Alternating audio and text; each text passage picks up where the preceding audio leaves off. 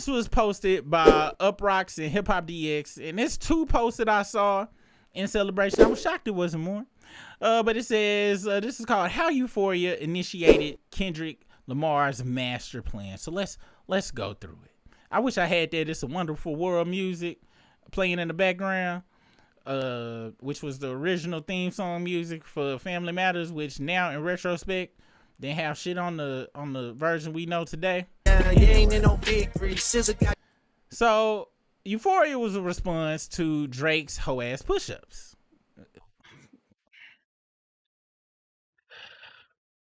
I was going to a family reunion when I was online and people was like, oh, you hear Drake this, and then people was like, but that ain't the real version, it's another version. Oh, this bitch auditioning disses and shit. Get this bitch out of here. DJ Academics was counting down days and saying, 3 days since, we haven't seen a response. In the back of my mind, Punch, I said it in a video, I said, after this tailor-made, I said, good God, you're going to get a master class coming up. Yeah. I saw the way y'all worked. And you privy to that. Everybody else didn't see that. Yeah. And everybody think we don't put out enough music. Mm-hmm. So they took that as some sort of weakness, as if nobody's working. That whole drop shit, because, folks like DJ Academics and Drake, they used to dudes tell them to hurry up and drop them draws so they can get that bus. Allegedly. That's my opinion. It's not factual. It's just based on my interpretation of how them niggas move around. But that whole drop, you always be worried when somebody, you got to be worried for people that's not impulsive.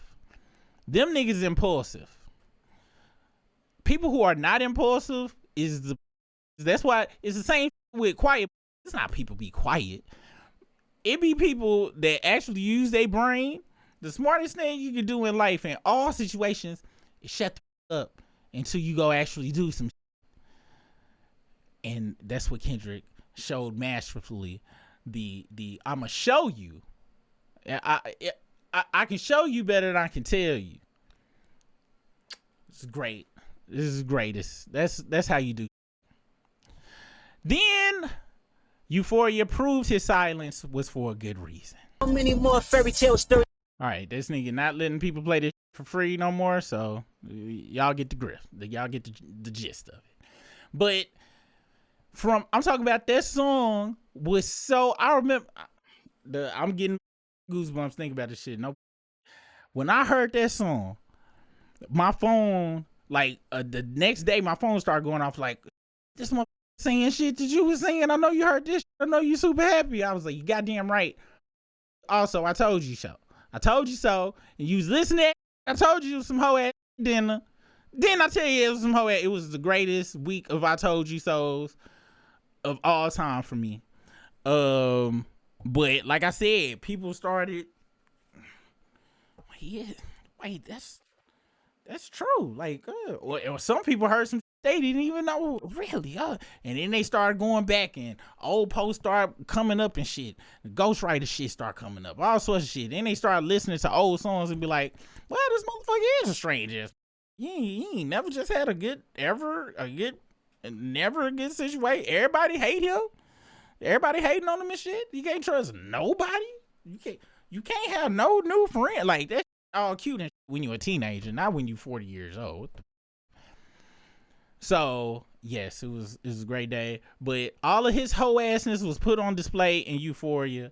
Every phase of it, from him not understanding the music, from him not even really making the music, from, hey, you use a weird motherfucker, don't make me expose just how weird you is, but I'm gonna still give everybody hints that you's a youngster like a motherfucker. And XYZ, if you hang around that do this as well, I'm putting it all out there. It's great. See homeboys with the same niggas I'm rhyming with, but this is hip hop and them niggas should know what time it is. And that goes for. And this was the control verse where every other rapper on earth that's actually a rapper heard this shit and was like, hey, wow, I got mentioned in this. I must be dope. Or they was like, wow, I'm gonna step my bars up. But most people took it as, all right, I see you. Wow, the fraudster took it as a direct attack on him personally because he's a bitch.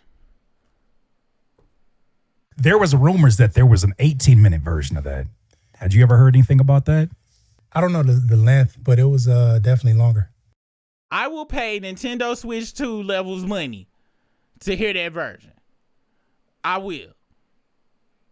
Well, if we group fund it together, not me individually, but we should all group fund Switch 2 level monies to see if we can hear it. But see, that's the cool thing about it. I bet if the Froster do some more dumb, the 5+5 is still out there, and I believe we gonna hear it one day. If the Frost ain't learned no lessons from this, I believe we still go hear it. I'm just praying his whole assness just takes over, like how the werewolf took over Michael Jackson. I pray that he can't hit that part of his whole assness, the whole assness that's just stupid and want to be destroyed. I hope it just takes over and he say some dumb shit, and we get the 5+5 and the 20-minute Euphoria part 2. Cause I'm be honest, I bet you if the part 2 drop, I bet you I hope it come with a visual. And wouldn't it be dope if the part 2 drop and it's like a real life play that had Denzel Washington in it, Danny Glover, all of the greatest actors and playing in the video. Like, what if we get some shit like that? You know what I'm saying? Samuel L. Jackson in it. You know, let's just hope and pray. Let's just hope and pray. Euphoria triggered a tidal wave of devastating disses. A tidal wave of because that's literally what it was. Take that mask off. I want to see what's under them achievements. Why believe you? And I hate they skipped the part. It says the latter dropped almost immediately after Drake's Family Matters. Why you showing like it's facts, and then Not Like Us came out right after that, and then we got the victory lap. So this other one gives the timeline, all right, the beef timeline. So we got like that with the Future Metro Boomin that started the and that was on March 22nd. This talking about drop. Nigga, it took you and your ghostwriters, what, 3 weeks to come out with your dumbass response. Then it took, which I guess you worked on this and this with your ghostwriters together. And here you will go with Taylor Swift and Taylor made. You dropped this. I know you be having testicles on the brain and shit, so I'm not gonna even ask you what you was thinking when you did that. And then we get Euphoria, a wonderful 11 days later. It was just glorious, but it's crazy how you was talking about drop when your ass took much longer. Then we wake up to a beautiful surprise on a Friday with 616 in LA, which I had just learned about these timestamp songs by the Froster and shit. I didn't even know what the timestamp was, and when I found out, oh, he was mimicking him doing that shit, I was like, wow. And that song was just a beautiful song. That beat was crazy. That beat was crazy. The singing parts was crazy. Everything was crazy in it. And he just saying, hey, I'm gonna go to war. Please forgive me. I'm about to crack skulls. And then Red Button Day time bullshittery. He dropped that bitch ass Family Matters shit. And I'm talking about like your mom, like a child riding on a bike and luckily falling in front of the house, but unfortunately cuts himself, and the mom was immediately there to put some Neosporin in a Band-Aid brand Band-Aid, because we were stuck on Band-Aid beds because Band-Aids were stuck on us. Immediately, we didn't have to hear that damn STD discharge of a song for too long before the penicillin, known as Meet the Grams, came out. Smashed it whole. It was glorious. We got to see DJ Sacademics malfunction is the only word that I could use for it. But he knew that shit was hella dope. He had to front real hard with all the dick, the Drake dick that was on his brain. But for a split second, the Meet the Grams had knocked it off. And the exact times of Family Matters was 11:06, and then Meet the Grams came at 12 on the dot. What's crazy is, though, I didn't hear no damn Meet the Grams at exactly 11:06. I heard it probably like at 11:45 or some shit, because that shit was literal minutes after I heard the shit. Then, and when all this time was going, was right before me and Brisk was gonna start the channel, and the channel was not a beef channel. Wasn't supposed to be about that. It was supposed to be us talking about anything. And Brisk I think we had a discussion about, hey, making videos about it right then, but I was like, nah, I want to enjoy this because I knew YouTube was gonna be, we gonna have to be on this all the time. I just want to enjoy that whole week of this, and we didn't start our channel so after it was over, because I just want to enjoy it. Because I knew we was going to talk about current events, and this is one of my favorite, if not this is my top 3 favorite hip hop weeks. Because my first one was the first time I heard Wu-Tang. Let's see. So we got to Meet the Grams. Then woke up the next morning, Not Like Us. Then we got the Fart Part 6. But it all started with the beautiful, beautiful song that was Euphoria. And to this day, that song should be in the Smithsonian, and that should be in the Rock and Roll Hall of Fame, because Kendrick definitely go get in the Rock and Roll Hall of Fame. But this song right here, it's right there. Ether, this song, No Vaseline, they all, and for me this song now. No Vaseline, the greatest diss song of all time for me, just period. Because at that time, it was just what Ice Cube was saying, crazy ass shit on that shit or whatever. But this Euphoria is right up there because he murdered Drake. He murdered this. Like he opened the world. He opened everybody's eyes to the shit that fellow Drake, realist had been seeing for years. He did it in one song, 3 switches.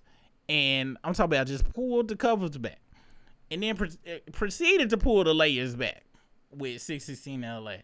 Then pulled it all the way to the white meat on the Meet the Grams, and then to the bone marrow with Not Like Us. But it all started with that beautiful Meet the Grams. It start off very song. I remember people was like, yo, like when this started, I didn't know what the was going on.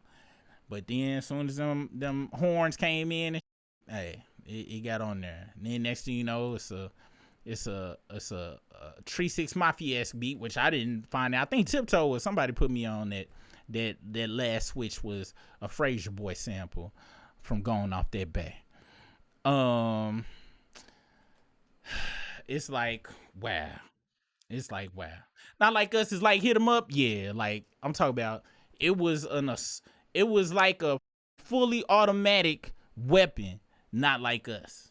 You know what I'm saying? I forgot some people was, I had seen on, let me see if I can still find that Reddit, because somebody was just talking about how the songs was kind of in the way that you supposed to shoot people with a shotgun or something, where you put it with a shell and the buckshot and the whatchamacallit or whatever, ain't goddamn way. But Euphoria was the genesis of it all. Well, of course we could say like that was, but for me it was Euphoria, because that's what opened the door. He just said I ain't one of them hoe ass niggas. But Euphoria went into explanation mode, and it really got people to thinking about the. It was great. Reading comments, people was like, "Oh my gosh, I can't even look at the frauds the same." Da da da da.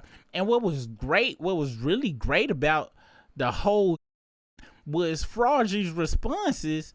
Further, every response he did to what Kendrick said was proving Kendrick's points. You couldn't make this up. Kendrick dropped Euphoria, and everything he said about this nigga in Euphoria was in Family Matters. Everything. Like everything. In 616 LA. And he's like, yo, this motherfucker mass manipulator. He's a liar. It is went on. And this is the thing. You can't say and you ain't got no proof. See, Kendrick said shit, and people started Googling this shit, and people was like, oh my gosh, wow, this motherfucker is this guy charged. He's hanging with this guy just got charges. People started looking up at other shit. He's touching teen titties on stage, and so people was like, oh, he's saying shit that ain't factual. All right, then what the was people Googling?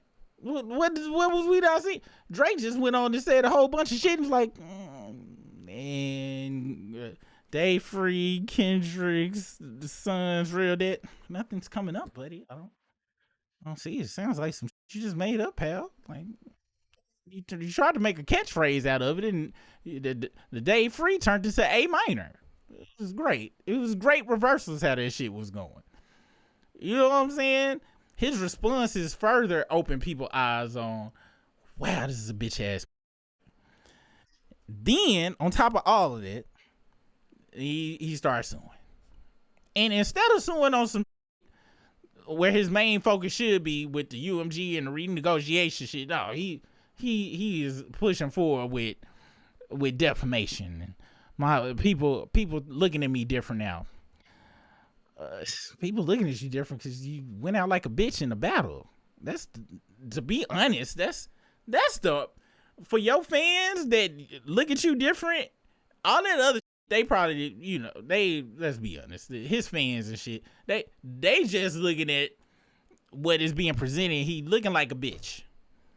You know what I'm saying? Because they'll brush that other shit up under the rug. And there's no charges. They'll ride with that line from that damn The Far Part 6. So he'll be in jail. No, he would be in jail. That's right. He'd be in jail right now if all that was true. Weird ass motherfuckers. You can fool other industry folks, but you can't fool the people though. Atlanta seems to know what this was about. Stares at Thug, Lil Baby them. You run to Atlanta. You learn to Atlanta when you need a hit. Boy, they said it made you feel like you was slamming your head super loud, because it's facts. Let's be honest, it's a rap for you, Lil Baby. I don't see you returning no time. Your time is over. Because people see, that was all facts. That was all facts. All the facts. All the facts. To this day, I'm still pissed off about Versace and all them songs that jumped on in. Quavo ass was gonna still be out there hanging on ball sacks and I was like, yo, that's how y'all gonna live, and man. People, it is crazy because the saying that all money ain't good money is not said enough. Like that's one of my favorite sayings of all time. And people just don't, especially in the entertainment industry. That's the trick. They get you with the damn money, and then you start to associate your who you are with the money you got. And so you don't want to lose money because now you can't be a baller and shit no more. Next thing you know, you on Twitter saying the Froster is dope, and you ride with him. Really, you get yourself that hard to where you got to say that horrendously false. In my opinion, and in the opinions of anybody that don't have sugar daddies in there. Let's see what y'all talk about in the Chizat. Let's see. Policy said Drake's wigs must be on tight if he thought he could compete on Drake. I don't know. On some real shit, I don't know what the people around him was telling him. That's how you know what Kendrick said about the people around you is praying for your downfall. And because who the that would be like me and Briss going out somewhere or whatever, we hanging out and Mike Tyson come out of nowhere, or anybody that just can 100% whoop ass, and one of us hype each other person up, like, man, you know you could do it, man. That bitch ass, man, you know you got this, nigga. Who are you? Who you super rig, right? You just gonna be Superman on that, go knock his ass out. They set him up for the okie doke. Anybody that was in his ear. So, and I wouldn't be surprised if he wasn't talking to somebody from UMG. Drake, you got to do it. Who's the #1 streaming artist of the decade? Who is it? That's right, bitch, it's you. Because I'm pretty sure they call him all sorts of bitches in they communications with him. He probably got hella memos and say, "Dear bitch, happy birthday."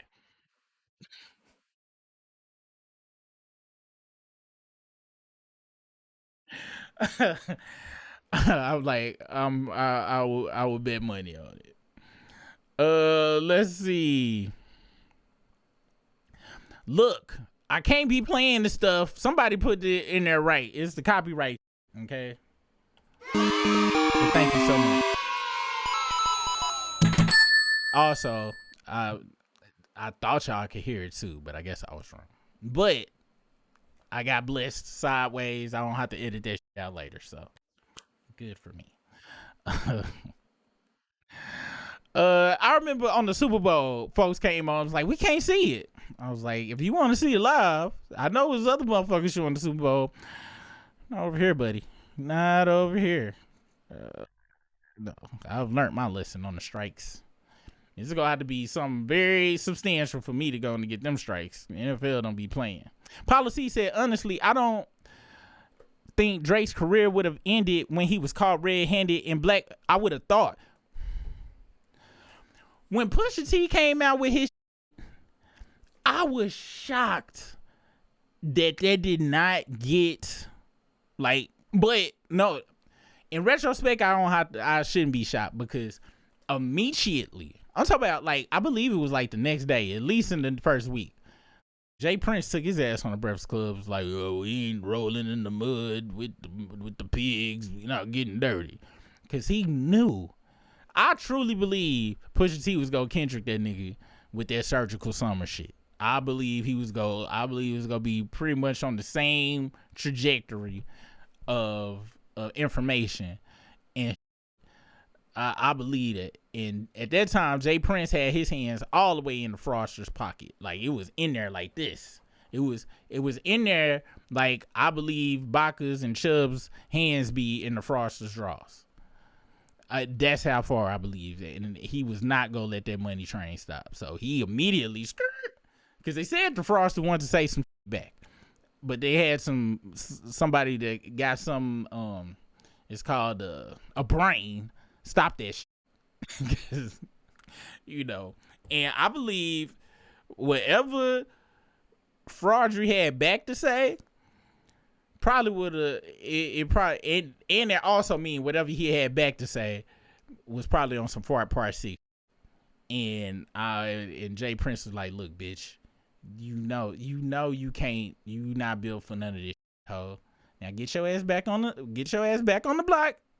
Finish making my money, bitch. Let me get out. You got me going to these radio stations. You got me going to these radio stations. You the sloppiest hoe I ever had to deal with."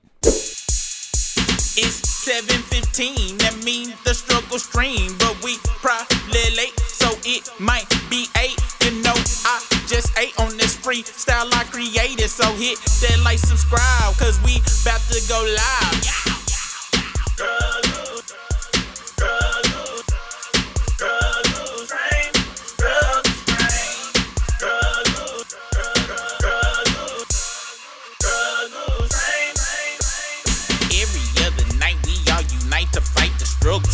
Risking super rig, we try our best, but we still. 1 week it's the video, 1 week it's the audio. One time YouTube kicked us off cause super internet was slow. Sometimes super disappear because it's camera battery low, and sometimes Briska disappear. He got a date, he gotta go. You appreciate the game, cause y'all never ever complain. Always coming back every night for that.